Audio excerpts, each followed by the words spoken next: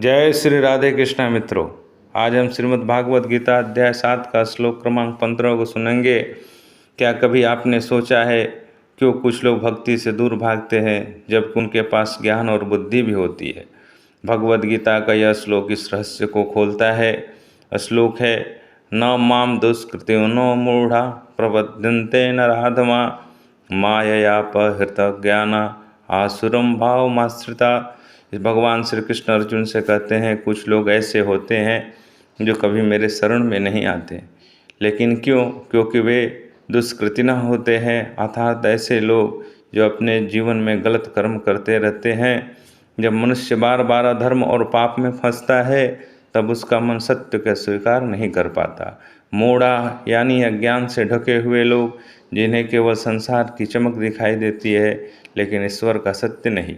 नराधमा, मनुष्य जन्म पाकर भी जो अपने जीवन को ऊंचा नहीं बना पाते।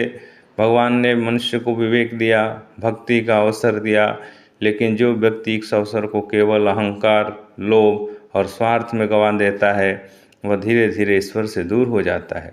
फिर भगवान कहते हैं, माययापहृत ज्ञान, अर्थात माया उनके ज्ञान को हर लेती है। यह माया क्या है?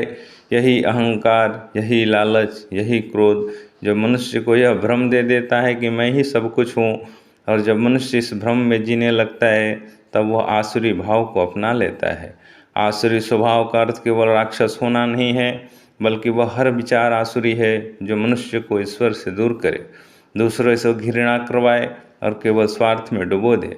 लेकिन इस श्लोक में केवल चेतावनी ही नहीं, एक गहरा संदेश भी छिपा है।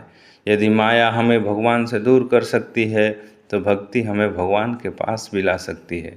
जब मनुष्य अहंकार छोड़कर विनम्र बनता है, जब वह सच्चे मन से भगवान का स्मरण करता है, तब वही माया हटने लगती है और जीवन में सच्चा ज्ञान प्रकट होने लगता है।